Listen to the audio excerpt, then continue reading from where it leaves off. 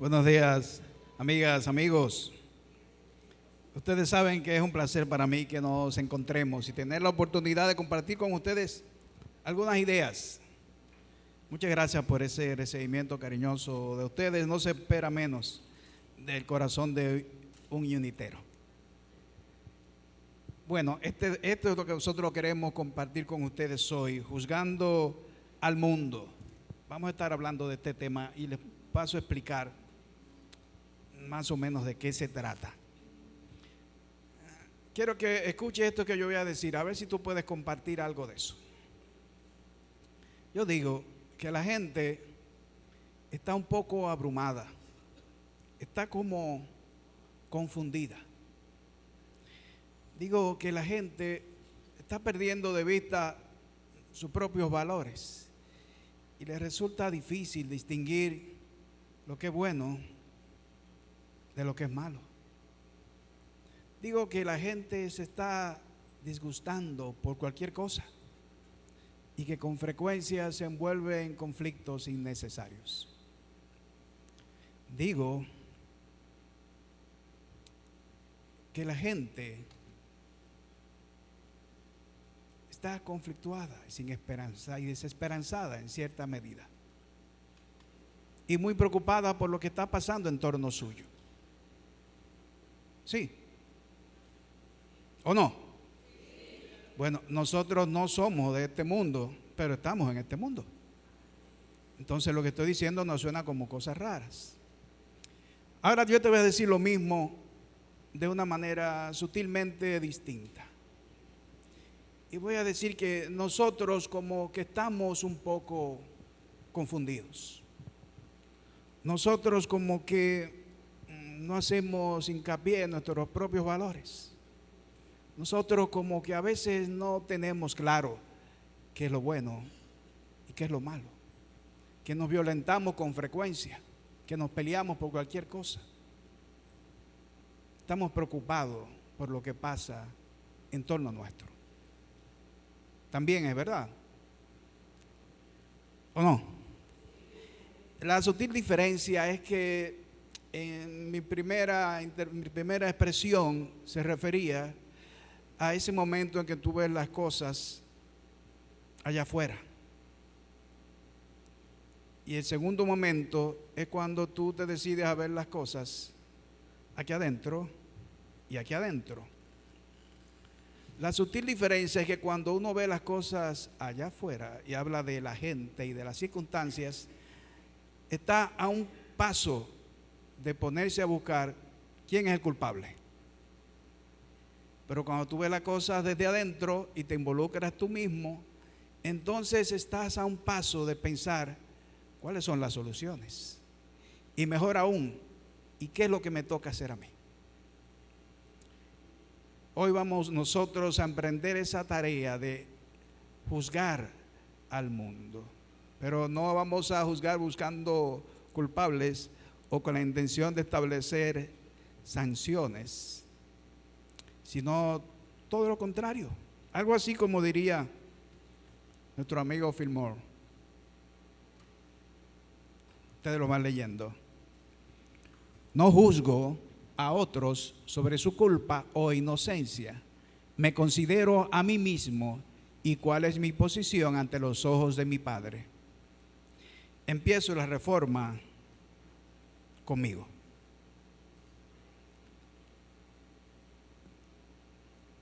Ahora podemos entender un poquito más cerca de qué es lo que queremos hacer cuando hablamos de juzgar al mundo. Juzgar al mundo, entonces, para nosotros quiere decir llegar a comprender cuál es mi posición, dónde estoy yo, qué estoy haciendo y comenzar a aplicar los cambios que son necesarios. Para hacer eso, nosotros nos vamos a mover en este camino que estoy presentando en esta imagen. Usted va a comenzar reconociendo lo que los sentidos le están diciendo, como hicimos al comienzo de esta conversación. Porque usted tiene ojos, oídos, y se da cuenta y percibe cosas a su alrededor. Y la primero que uno tiene es la impresión de las cosas, la impresión del mundo. Después vamos a pasar nosotros en esta conversación a hacer una reflexión. Es decir, ese momento en que usamos nuestro intelecto, nuestra propia conciencia humana, para darle un segundo vistazo a las cosas. Y luego trataremos de no quedarnos en el ámbito de la mente, sino llegar un poquito más allá y hablar un poquito de las verdades espirituales, que ustedes como yo sabemos que son las únicas verdades, lo único que es cierto y definitivo. Puedo hacer una anécdota para que nos entendamos todavía mucho mejor. En estos días veo un noticiero y en el noticiero presentan un asalto y cuentan las jóvenes del noticiero cómo transcurrió ese asalto, cómo fue, y ustedes lo pueden estar viendo, lo están viendo en el video, y se entraron en esta tienda, hicieron esto, hicieron lo otro, y escaparon, pero poco después fueron detenidos por la policía gracias a este video que ustedes están viendo. Bueno, aquello sobrecoge un poco, siempre a uno lo sobrecoge ver actos de violencia frente a uno. Y a uno se siente muy mal con personas que actúan de ese modo y se solidariza de inmediato con las personas que son víctimas de esos hechos. Esa es la primera impresión, eso es lo primero que uno ve y que los sentimientos cuentan y uno reacciona frente a ellos. Después, pensándolo un poco, considero el fenotipo de esa gente que vi, su apariencia, su forma de vestir, hasta el sitio. Y caigo en cuenta que el noticiero, la noticia, el asalto, no es aquí. Y digo, bueno, pero en verdad, en ningún momento me dijeron dónde fue el asalto. Ni siquiera me dicen cuándo. A lo mejor es un video que tiene 4 o 5 años. Y por la apariencia que vi en el noticiero, parecía que había pasado en el Asia. Óigame, en algún lugar de Asia. Entonces estoy en ese momento reflexionando. ¿Y saben cómo me siento después de haber reflexionado? Que en realidad mi responsabilidad frente al asunto no es sino la de toda la humanidad. Es decir, afirmo, Dios está a cargo del Asia. Y me siento libre. No cargué con eso, ni en mi mente, ni en mi cuerpo, ni en mi conciencia cargué con esa información de violencia gratuita que me suplieron.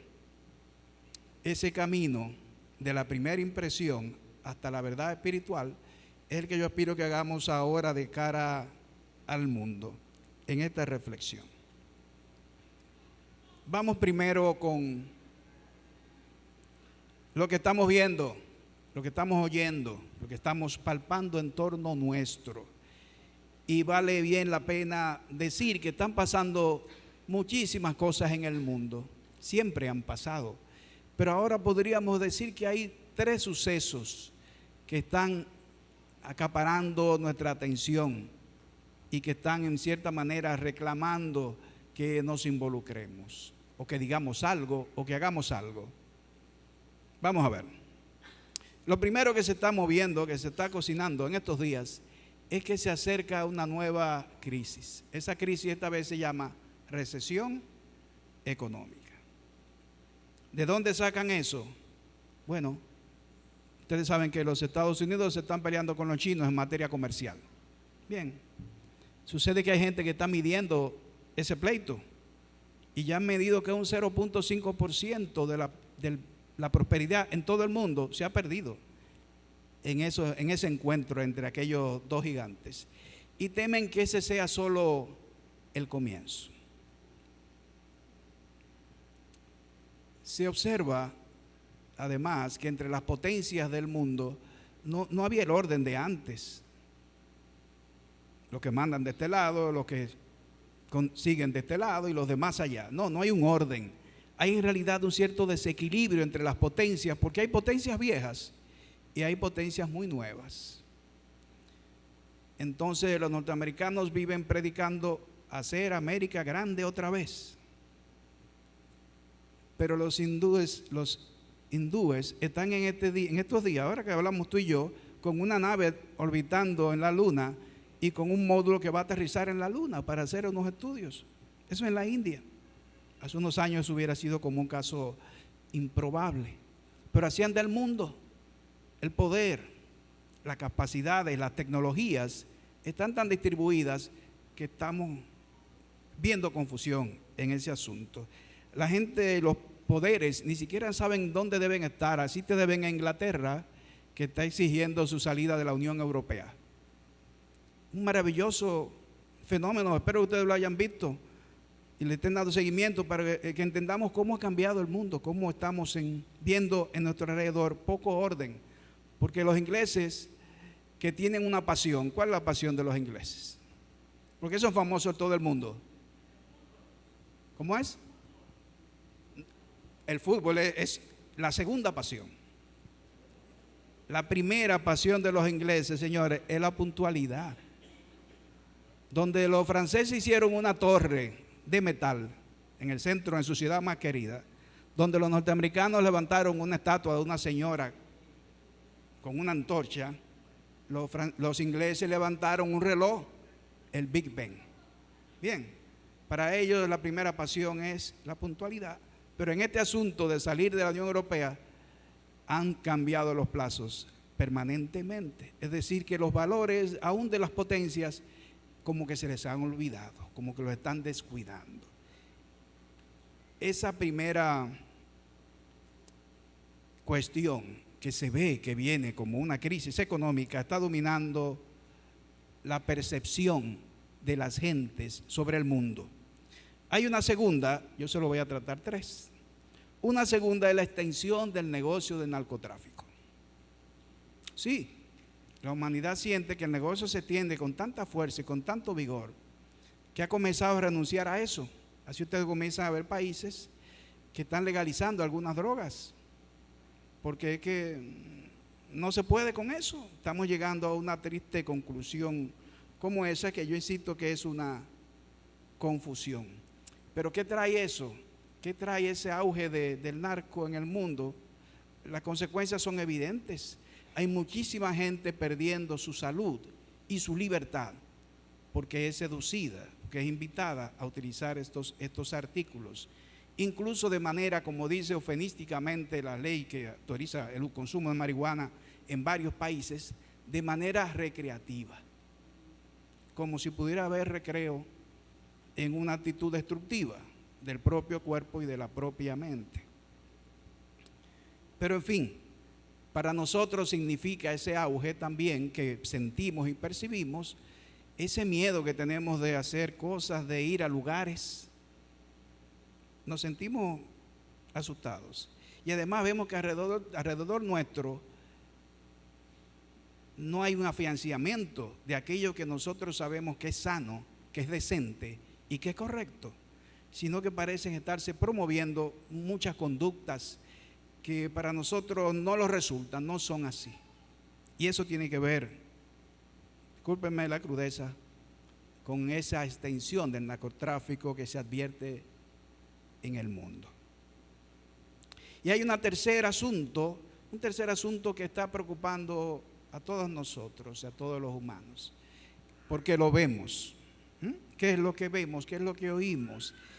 Que hay una corriente de odio.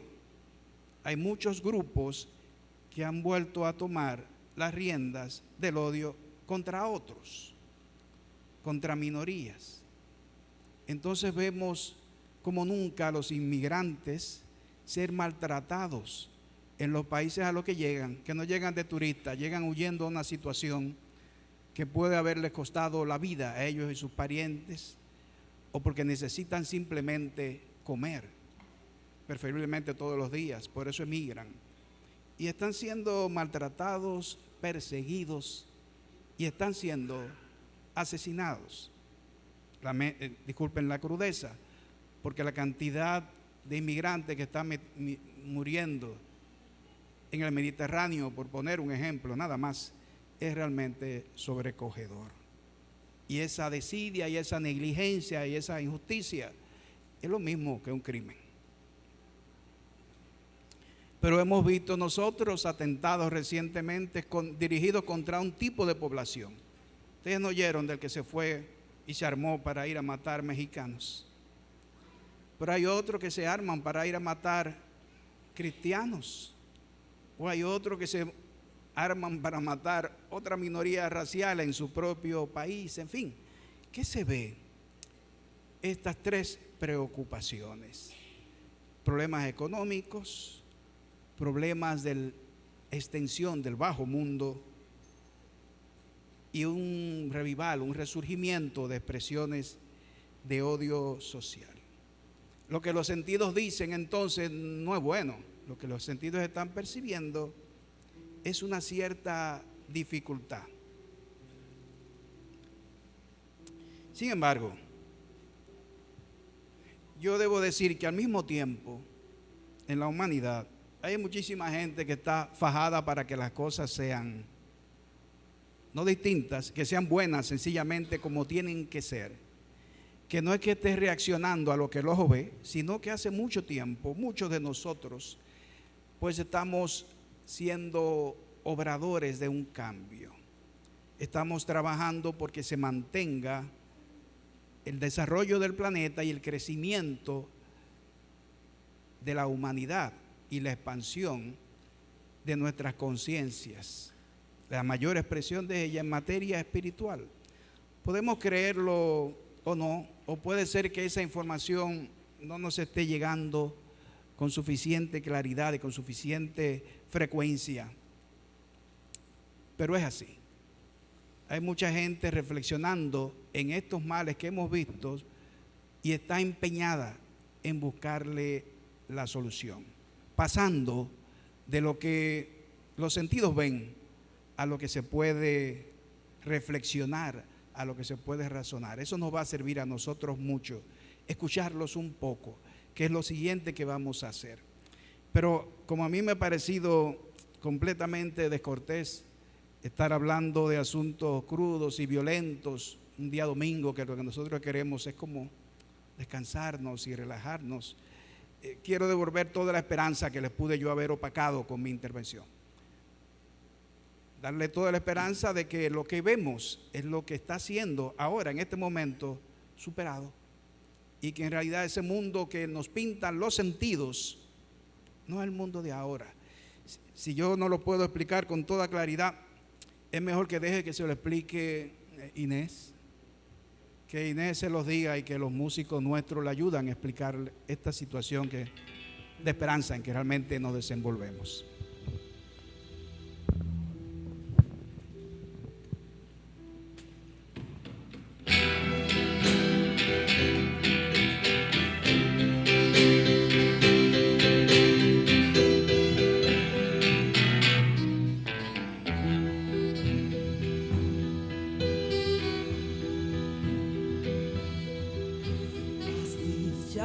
Qué dolor hay en el mundo, flores en la tierra, que rocas en el mar. Hay mucho más azul que nubes negras. Escucha más la luz de la oscuridad.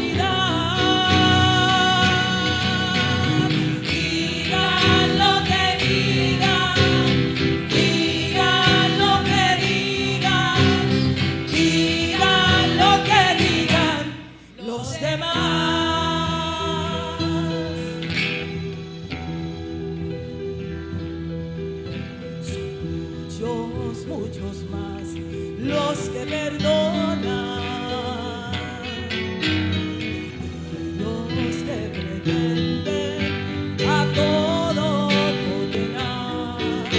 La gente quiere paz y se enamora.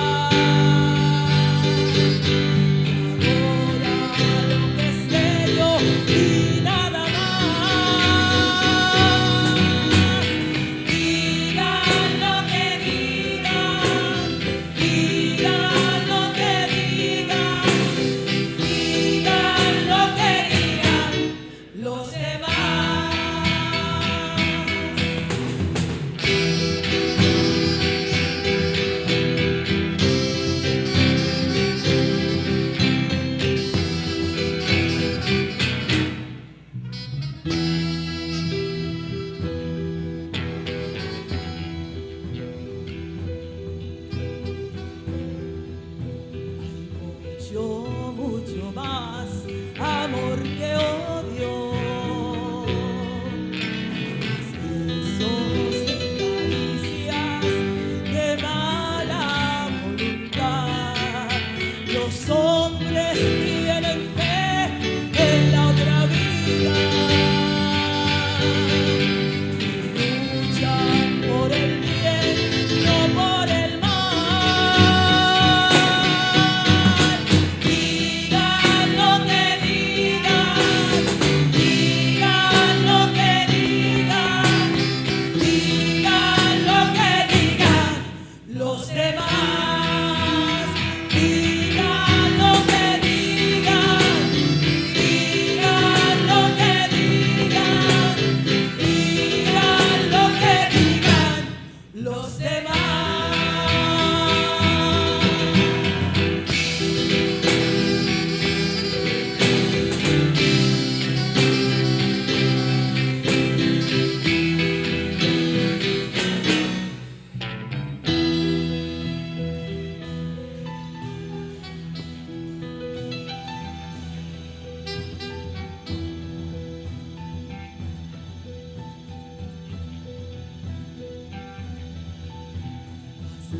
Ya qué dolor hay en el mundo,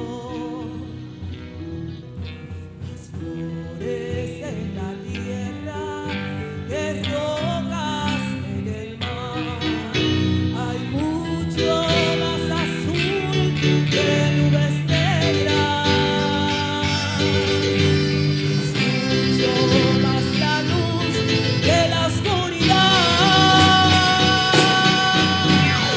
Digan lo que digan, digan lo que digan, digan lo que digan los demás.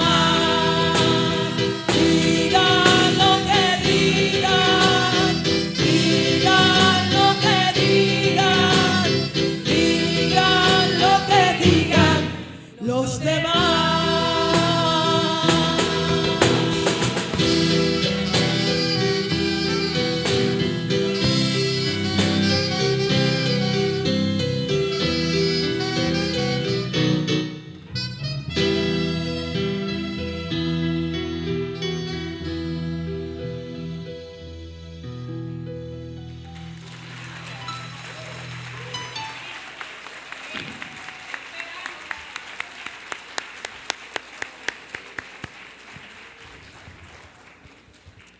El grupo de ellos es un ministerio, el ministerio musical de Unity, y es porque ellos ministran, ¿verdad que sí? ¿Y cómo se siente? Y nos dice ese ministerio en voz de Inés que los sentidos son los demás. Vamos a seguir hablando de lo que son, de aquellos que están viendo el asunto en busca de que se exprese la luz, la verdad. Pues quiero comenzar con un señor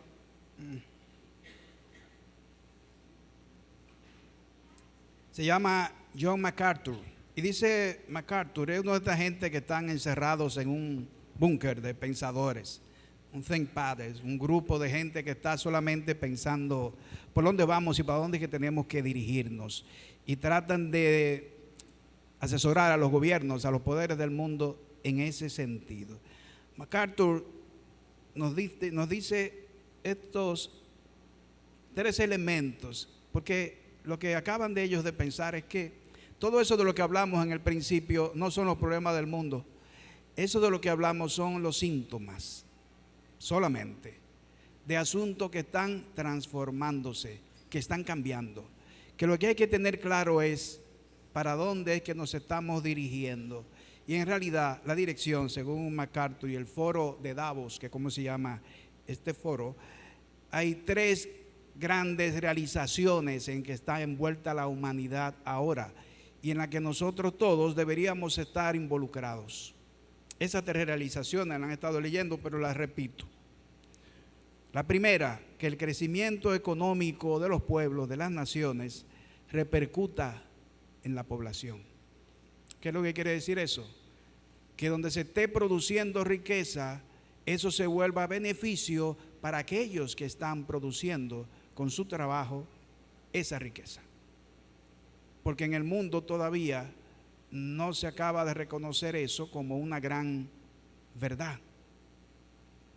Porque entre la gente que ahora experimenta pobreza, ¿están solo los desempleados? ¿Están solo los que no tienen familia, están abandonados? No, están experimentando pobreza los que se pasan la vida trabajando y produciendo. Y eso no pasa en Dominicana, está pasando en el mundo, y eso está cambiando porque la conciencia de la humanidad ha detectado la necesidad de que el crecimiento de las economías sea un crecimiento para toda la sociedad. Y esa conciencia está haciendo lugar en muchas mentes continuamente. La otra realización de la humanidad en la que el mundo está inmerso, y nosotros necesariamente también, es lograr que el progreso material nuestro no se lleve la calidad del medio ambiente. Es decir, que para nosotros producir cosas o brindar servicios, no creamos que eso nos da derecho a afectar la naturaleza. Que entendamos y vamos entendiendo que nosotros no somos el poder sobre la naturaleza. Esa no es la relación correcta, sino que tenemos que convivir armoniosamente con la naturaleza, cubriendo nuestras necesidades, valiéndonos de los muchísimos recursos que Dios a través de ella nos ofrece, pero con el debido grado de respeto y de protección por la naturaleza. Y eso está cambiando ahora en la conciencia de muchas gentes. Y la última gran demanda, la última gran necesidad, la última gran meta que la humanidad está enfrentando ahora, de esas simplemente tres, es finalizar la exclusión. Es esa ese pensamiento negativo que subyace en nuestra conciencia de que hay diferencias entre las gentes, que hay gente que son de este tipo y gente que son de este otro, y que estas deben participar, estas son las mejores, y aquellos deben ser excluidos. Lograr esos tres elementos es la gran misión que el mundo se impone ahora, en este momento. Si yo lo llevara a un lenguaje más, digamos, de Unity, tal vez la palabra sería justicia, sería mucho más apropiado decirlo así. Es decir, establecer la justicia en la economía, establecer la justicia en el medio ambiente y establecer la justicia en el ambiente social. Porque justicia es un término divino. Cuando hablamos de justicia no estamos hablando de lo que dice la gente ahora en estos días, ¿verdad? En la tele mucho. Lo que yo quiero es que se haga justicia. No estamos hablando de esa justicia, de los tribunales y de los procuradores y de los jueces. Estamos hablando de una ley de Dios que se llama justicia. Es una ley divina y como tal se ha cumplido siempre, se está cumpliendo ahora y se va a cumplir por siempre, porque justicia es la voluntad de Dios. Y más allá de lo que digan los demás, más allá de lo que nos digan nuestros sentidos, esa justicia se está cumpliendo ahora, en este momento, para todo el mundo. Y no hay más remedio que llegar a su plena expresión, a la plena expresión de la justicia en el campo de la economía, del medio ambiente y de la sociedad. Me gustaría que viéramos lo que nuestra Biblia nos apoya para ir entendiendo que estos elementos que los pensadores han venido a concluir son en realidad un momento en que ellos comprenden la ley divina, esa ley divina de justicia y ese orden en que Dios tiene a este planeta colocado. porque el planeta no va a la deriva, sino que sigue un orden que Dios ha fijado. ¿Desde cuándo?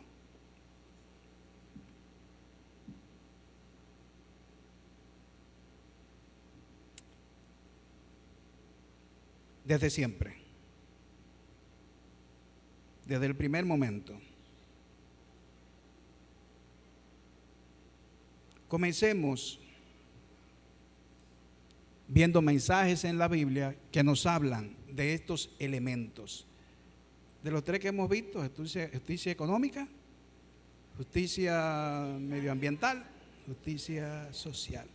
Hay una lección sobre este asunto que aparece en la historia de un personaje que se llamaba Zaqueo. Ustedes conocen a Zaqueo. Zaqueo era cobrador de impuestos. Era un excluido social también, pero este excluido no lo excluían por pobre o por ser de otra raza, sino porque su trabajo afectaba a todo el mundo. Zaqueo cobraba los impuestos que Roma le reclamaba a todos los judíos, como a todos los pueblos que tenía sometido. Pero Jesús un día se topó con él y lo encontró en la cima, encaramado en un árbol. Dicen la gente que es que él era tan chiquito, Zaqueo, de baja estatura, que para que Jesús lo viera o para él ver a Jesús pasar, se encaramó en el árbol.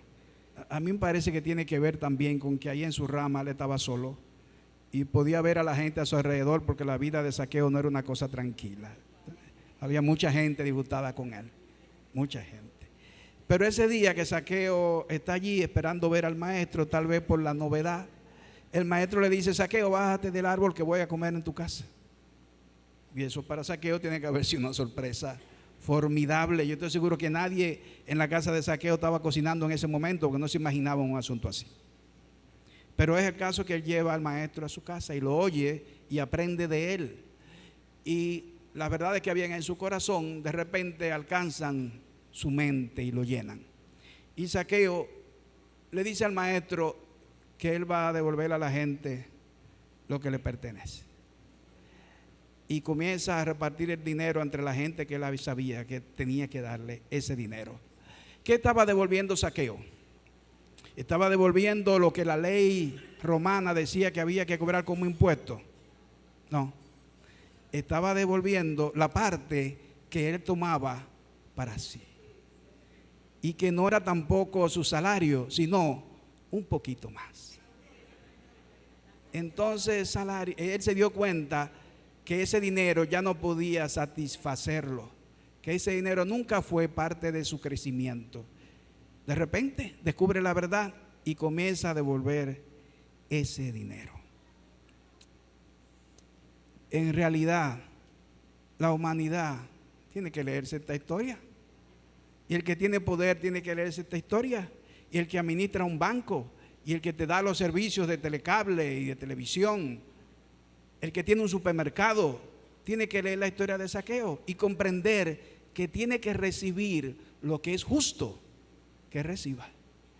Y que no puede enriquecerse e irse a vacacionar en los Alpes suizos a costa tuya, porque eso no le va a dar felicidad, ni va a significar en su vida prosperidad. Jesús en esta historia y en muchas otras nos trata de decir que la justicia es una ley de Dios, también en el plano de la economía. Que los negocios no se oponen de un lado y la verdad que Jesús enseñó de otra. Mentira. Eso es solamente una excusa para hacer negocios, para tener trabajadores, para rendir servicios, lo mismo que para trabajar. Hay que saber lo que corresponde hacer, lo que es justo hacer. Y si bien tú no puedes aceptar que te paguen menos de lo que tu trabajo vale, tampoco debe nadie tratar de obtener por algo lo que no vale, sino más.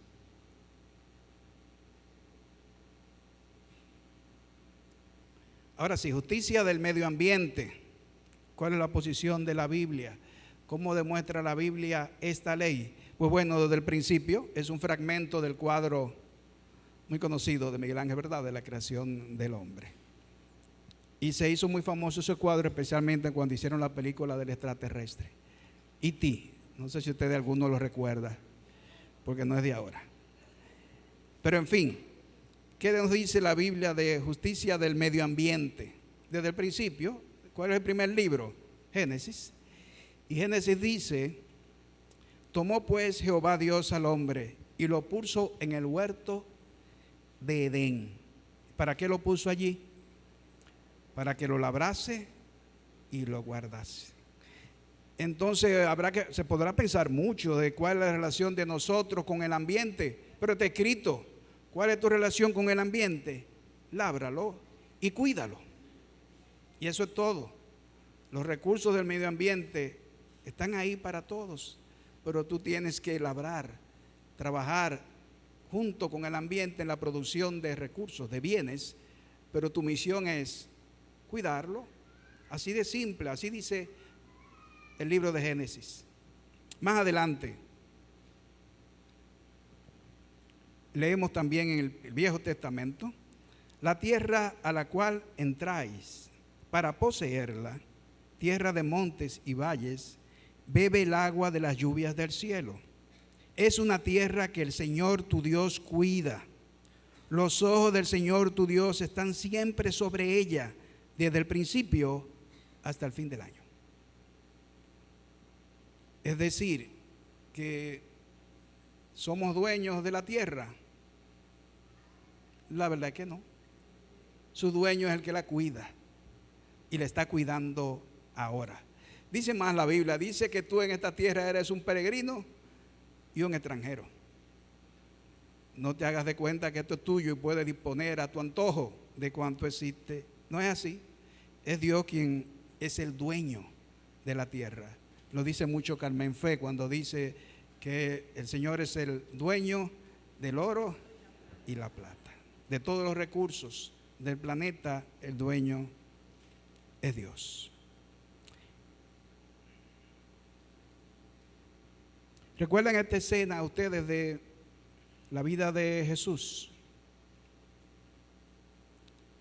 Dice Juan 6:12: y cuando se hubieron saciado, dijo a sus discípulos: recoged los pedazos que sobraron para que no se pierda nada.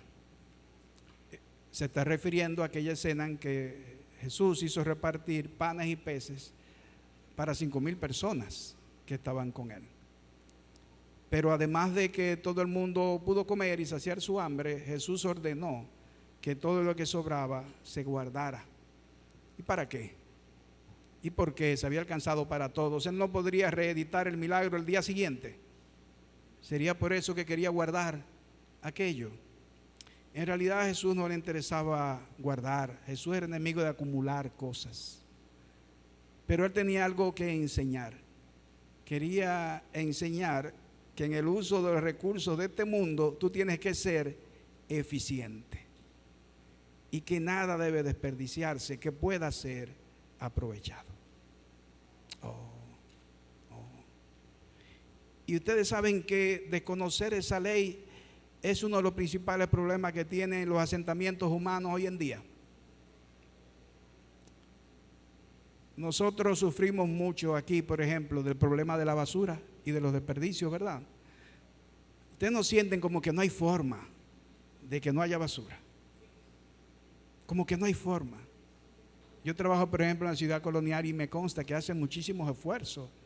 Hacen turnos, hacen campañas, reciclan y hay muchísima basura, muchísima basura.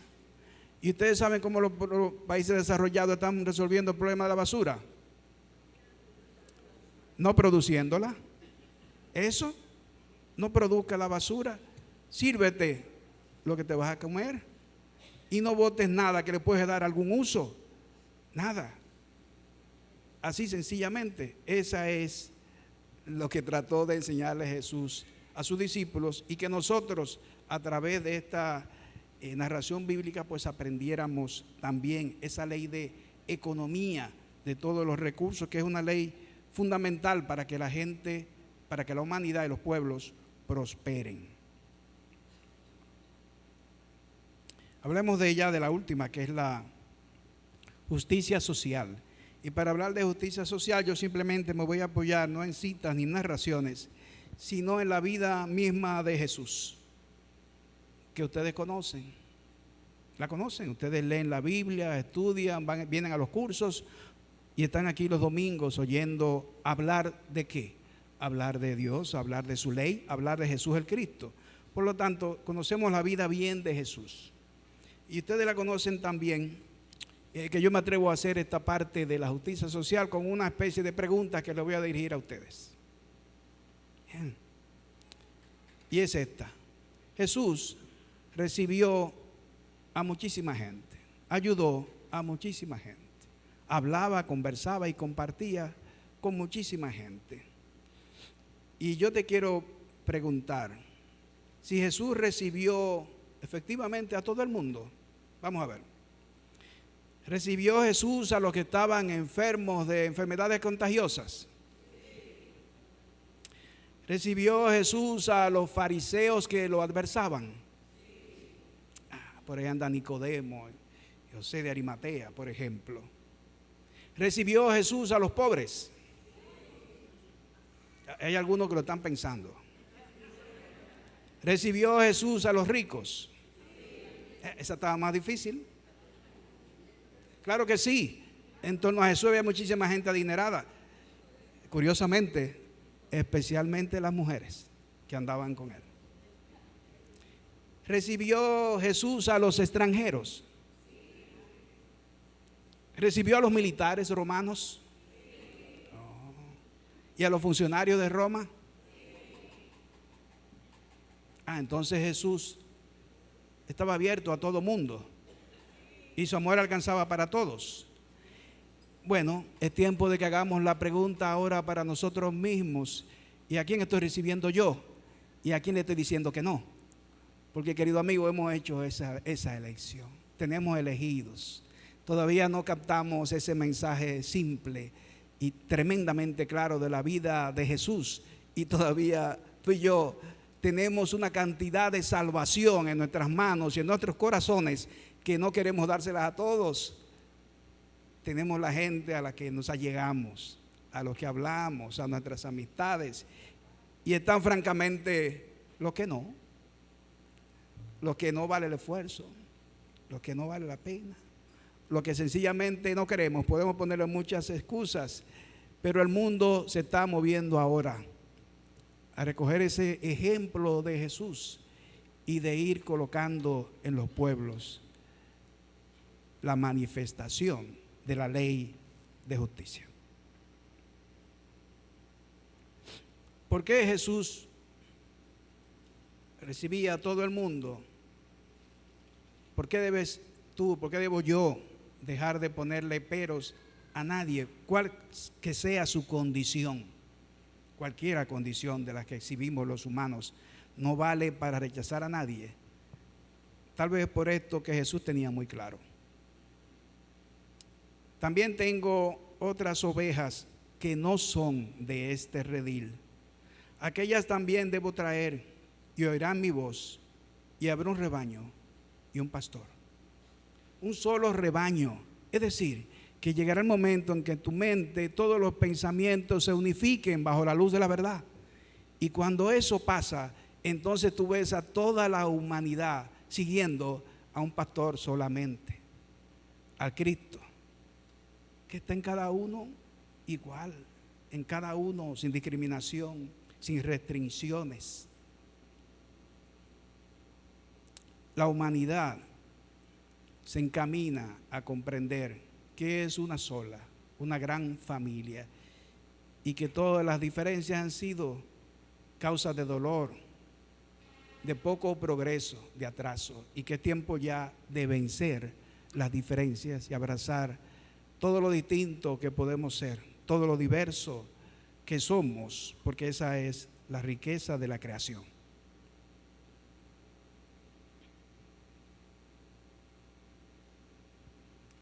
Comenzamos juzgando el mundo y podemos llegar a la conclusión de que no, que es el mundo el que está clamando justicia. Es el mundo el que pide que la ley de justicia se cumpla. Es el mundo el que pide que este planeta y estas gentes sean lo que el Señor quiere que sean. lo que Él decidió que fuéramos desde el principio de los tiempos. Nuestro juicio termina reconociendo que la ley de justicia se está cumpliendo ahora.